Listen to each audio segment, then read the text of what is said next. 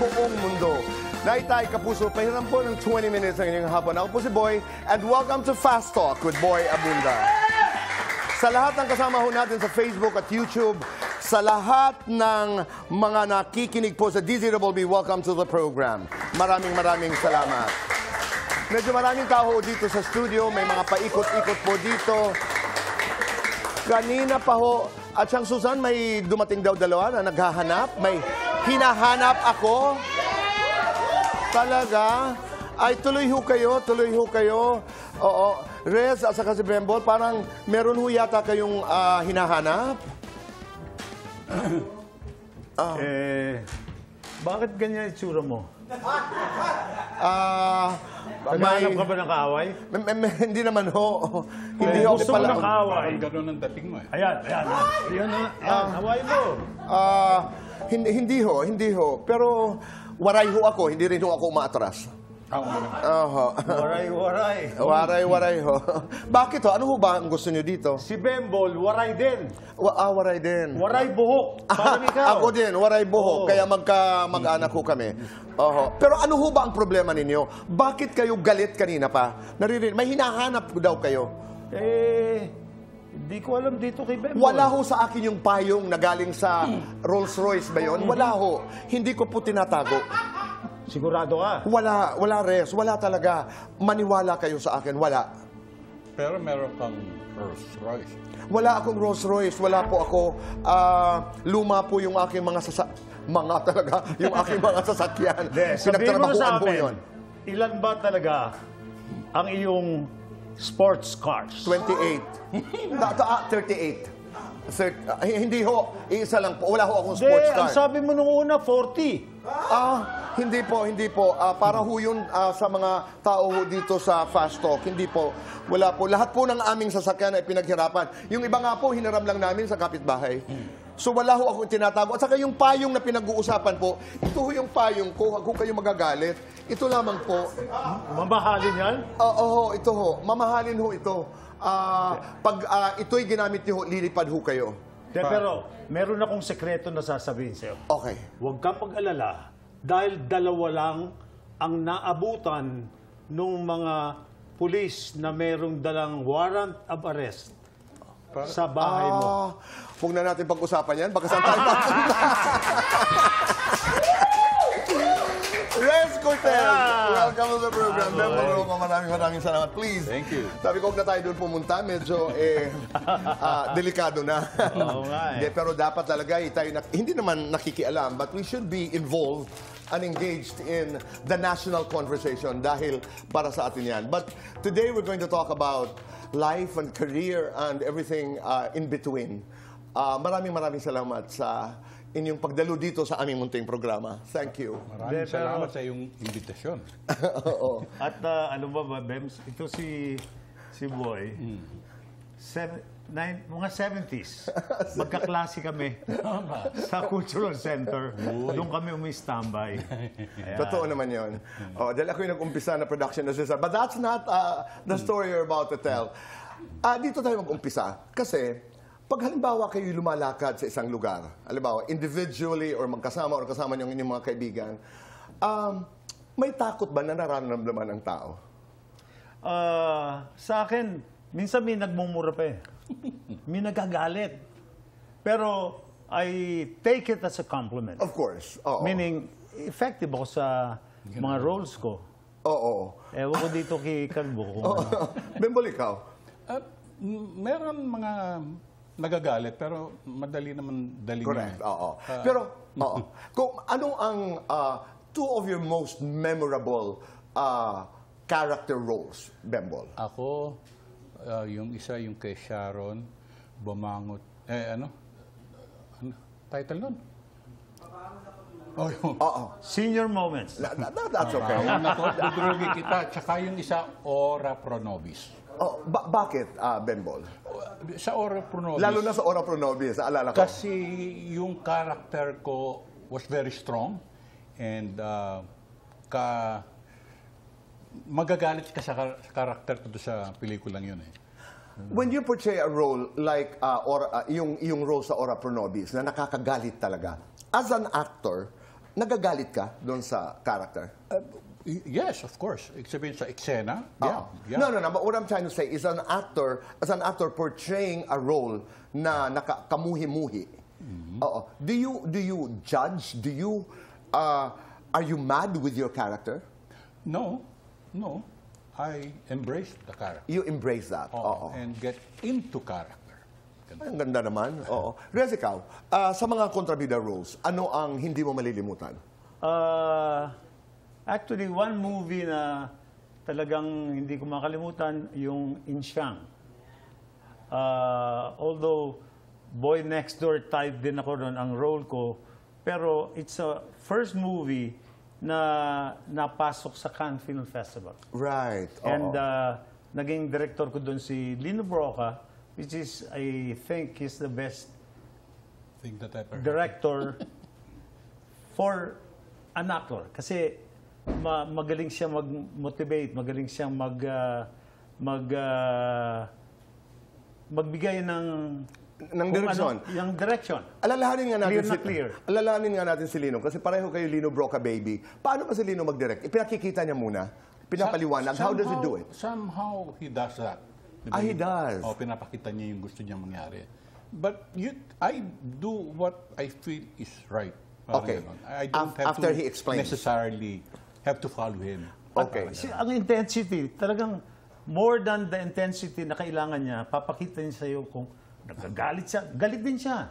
And si Lino, walang pakialam, parang kahit na sa labas, sa eksena, kunyari may nanggugulo, may maingay, minumura niya yung mga yun.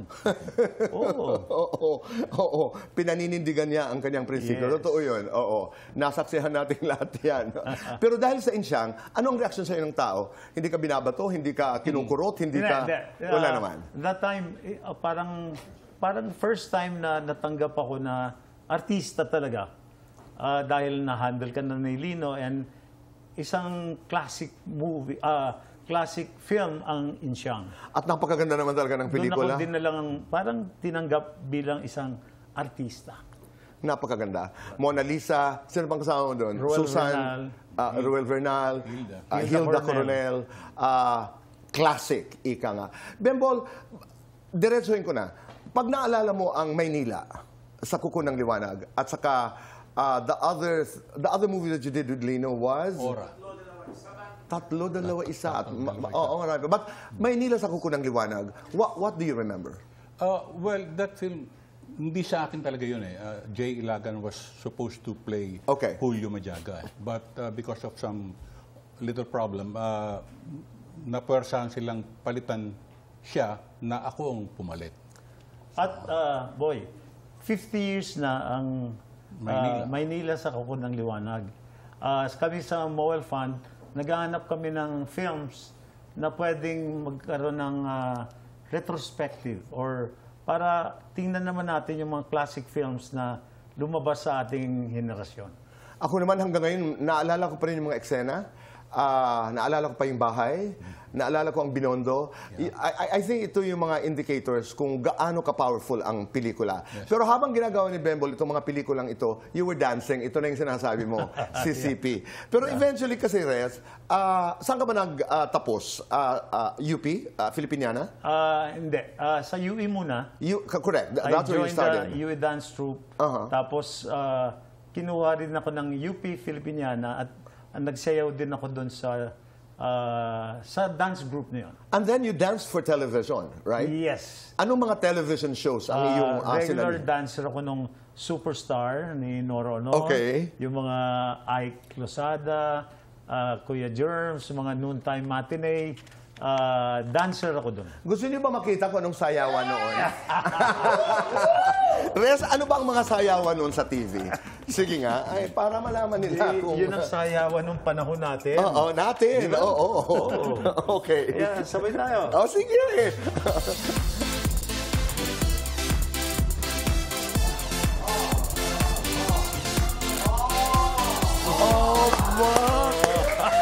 Television yan. Television. Pero Rez, iba ang technique pag folk dance, di ba? Yes. Iba ang technique. Yeah. But what's your favorite folk dance? mga... Pwede rin, tinikling. Oo Hindi, nga. kasi Pero- dun sa mga native dances, like, gusto ko yung igurot kasi mas earth.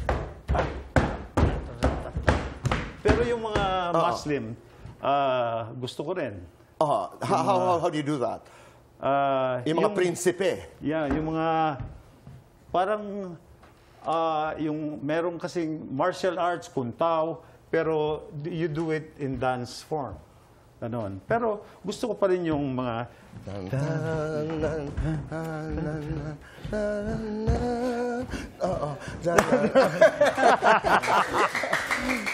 Andiyan pa rin talaga, no? Bembol, as an actor, because you started as a leading man, ano yung naging proseso? You were very quiet as an actor when you were starting. Yes. Kasi until ngayon, now- hanggang ngayon, naalala ko pa rin yung mga, ano yung, you did a movie with Ate V, Pagputi. Pagputi ng uwak. Yeah. Di ba? Yeah. Sadya yung, you have a very distinct style of acting. Sadya yun. Yes. I create my own characters. Yes. I study them and make it happen. Parang ganun. If you were, one favorite movie, I mean, one of your most favorite characters that you portrayed. Aside from Maynila, it would be Ora Pro Nobis. Oo. Bakit? Bakit Ora? Ora kasi very strong ang character ni Commander Contra doon eh. And it really showed. And meron nga mga comments sa akin na galit na galit ako sa'yo, pero ang galing-galing mo. Ginaganyan ka. Oo. Di ba yung so it was really very effective na nakakagalit yung character. So. De, pero boy, yung sinasabi mo kanina, if we hate our character, You're right. Kasi ako, ang approach ko dun sa role ko, kasi yung mga bad guy or bad characters, Okay. hindi naman sila nag-iisip na ang ginagawa ko masama. So I do it. You are the person, in other When I words. portray, para bang as if, yun ang tama eh. Yun ang ano, ang tao ang nagja-judge. Ang sama naman ng character na yun. So, pero as far as my personal involvement dun sa character na yon, ang dating ko, tama ako. Hindi ako masama, mabuti ako. I get it. Oo. I get it. Pero Bembol, halimbawa, if you were to say, talaga, inspired by the great Robert De Niro, if you were to say the line in different ways, galit ka ba sa akin? Galit ka ba sa akin in 2-3 different emotions? How would you do it? Okay. Galit ka ba sa akin?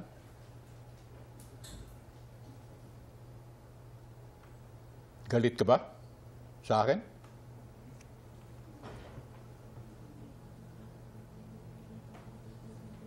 Galit ka sa akin? Ang ganda naman. Alam mo, boy, ganun ang acting niya, walang bayad yon. Oo. Pag may bayad, Gawin mo nga yung may bayad. Gawin mo nga. Sige nga, Res. Gawin mo nga, Res, yung may bayad na acting. Ito, panoorin niyo po, ito yung may bayad na acting. galit ka ba sa akin?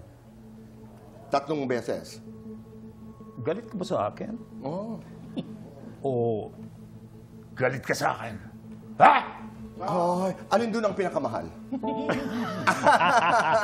Joke lang. Joke lang po yun. Rez, let's do fast talk. Yes! Let's do fast talk, okay? First time do fast talk. Is this the first time doing fast talk with you, Rez? Yeah, first time. And I'm excited. Okay. Acting, dancing. Acting, Mananakot, mambobola.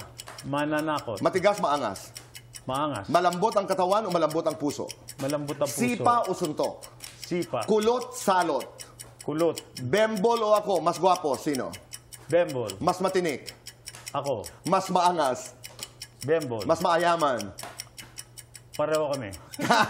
Kaya pa o hindi na? Maglifting sa sayaw. Pwede pa, Kaya pa o hindi? Mag-split. hindi na, Wag na. Gumawa ng love scene. pwede. Gumawa Kaya. ng stunts. Hindi na. Pelikula mong proud na proud ka hanggang ngayon. Kislap sa dilid. Artistang madalas kang mapagkamalan. Artista, Na parang, ikaw ba si ano, Ay, ikaw si Piolo Pascual? May ganun. Bihira.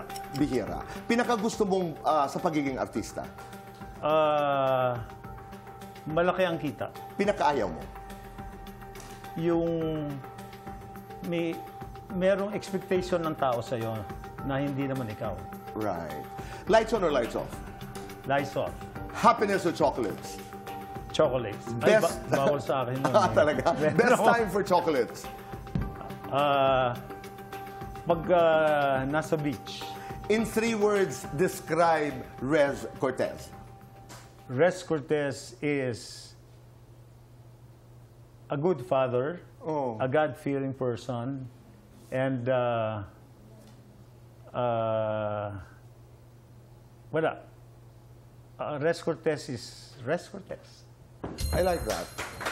Rez, you have been acting for almost 50 years now. Yes. And you're one of the most intense, you're one of the most natural actors I've seen on screen.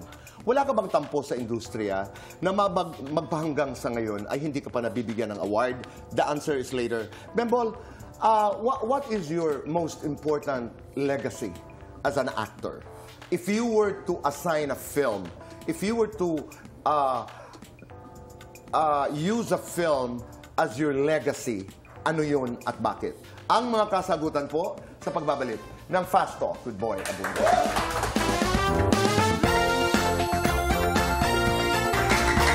We're back on the show. Kasama ho natin ang dalawang batikang aktor. Si Pinalakang Tabing at saka sa telebisyon, Rez and Bembol. Bembol, it's our time to do Fast Talk. Let's see. Ang ganda ng ngiti ni Bembol. Roko o Loco? Rocco, Bold, bald.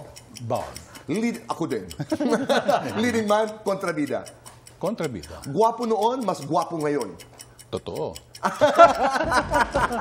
Mas namimiss mo, buhok o ex mo? Buhok. Mas magaling ka sa set o sa kwarto? Sa kwarto. Gusto ko yun. Mas mahirap, bida role, kontrabida role. Kontrabida. Your biggest showbiz crush? Hilda. Oo. Artistang naging girlfriend mo? Secret. Dominic o Felix, mas kaugali mo? Pareho. Dominic o Felix, mas gwapo sa'yo? Hindi. Totoo. Dominic o Felix, mas bagay na gaganap na ikaw? Pwede. Oo, hindi pwede na. Magre-retiro sa showbiz? No way. Tama. Oo, hindi pwede na. Aarte ulit sa teatro? Gustong gusto kong gawin yan. Oo, naalala ko. Hanggang dito na lamang at maraming salamat. Oo, hindi pwede na. Makipag-love scene sa kapwa-actor? Ayaw. Lights on or lights off? O Happiness or chocolates? happiness. Wow. Best time for happiness? With the family. In 3 words, describe Bembol Rocco. Bembol Rocco is just a simple person. Bembol Rocco is a simple person. Ganda naman. Kumusta kayo bilang mga ama? Ako, I've learned to love my children the way I should be loving them. So, Oo. Pero, you know, what's also fascinating about your story, Bembol, ay ang paghanga mo sa sarili mong ama. oh yeah, Oo. definitely. Yeah. I was so touched when I read about it, when I heard that. Ang ganda. Yeah, he was just simply a very good Christian man. Oo. So, Oo. Never gave up, no? oh, never again. Never. Galing. Loved your mom. Oh yeah, absolutely. Oo. At saka gusto ko, Bembol, kasi sa dami ng challenges na pinagdaanan mo sa buhay mo, you never went into the blame game. Yes, I've learned that too. That's admirable. Hindi ka nanisi ng pamilya, hindi ka nanisi. You took responsibility. Oh yes, yes. Oo. From the start. Yeah. At hindi mo pinagdudahan yun. And I think that's a true measure of how good a man you are. I think so. Yeah. Di ba? Life is not perfect. Pero, Oh yeah, absolutely. oo. Listening to this conversation, Rez, ikaw, kumusta ka bilang ama? I'm a good, I know I'm a good father at palagi kong sinasabi na I can sacrifice Oo. everything but not my family. Pero gagawin ko lahat at so far, lahat ng 4 na anak ko, graduate na. At si Kai is, I know, Doing very well. Doing okay. At counselor siya ngayon sa Tama. sa lugar namin. At yun, okay naman sila. Sino mas busy sa inyo ni Kai? Ngayon, mas busy. So, mas busy siya ngayon. Rez, Ako naman busy naman dito sa Mobile Fund. Tama. Yun ang aking Tama. parang legacy. Yun ang Right. aking passion yun ang maiwanan ko sa industry. I'm gonna go into that. Pero 50 years, I mean, you've done a lot of movies. Wala kang tampo na not even one award, hindi ka binibigyan ng industriya. Hindi ako nagtatampo. Kasi nga, naintindihan ko kung paano mag-work yung award-giving bodies. Okay. Siguro, marami akong nominations, pero hindi ako nananalo kasi mas magaling yung kalabang ko in that particular time. Timing din. At all those, masarap maraming awards, pero yung friend ko maraming awards Oo. na. Pwede akong Makisali na lamang. makisali na lang doon. Bon, kung mag-iiwan ka ng isang pelikula bilang legacy, sa lahat ng nagawa mo, ano yun? Wala nang iba kundi Maynila. That changed my life literally, and so isang napakagandang pelikula. Kahit sa buong mundo ay pinag-uusapan ito, at dahil sa ganda ng pagkagawa ng aspeto ng paggawa ng pelikula. Totoo yun. At bahagi ng kwento ng buhay ng Pilipino. Correct. Maraming salamat sa inyong pagdalaw sa amin dito. Maikli lamang, pero napakasaya. Sasayaw tayo uli. Oo. At aarte kami uli ni Bembol. Maraming salamat. All the best. And God bless the both of you. Stay young. Thank you. At saka, ang naririnig ko sa mga kwentuhan ganito ay we make a lot of choices in life. Minsan napakahirap. Pero piliin lagi ang tama. May programa kami dito na sinasabi namin, piliin lagi ang tama. Be one tama. We'll see you again tomorrow. And we will be... sino kasama natin bukas? Wow, we have Juancho Trevino and Joy Spring. Kaya we will see you again tomorrow dito lamang po sa Fast Talk with Boy Abunda. Goodbye for now and God bless.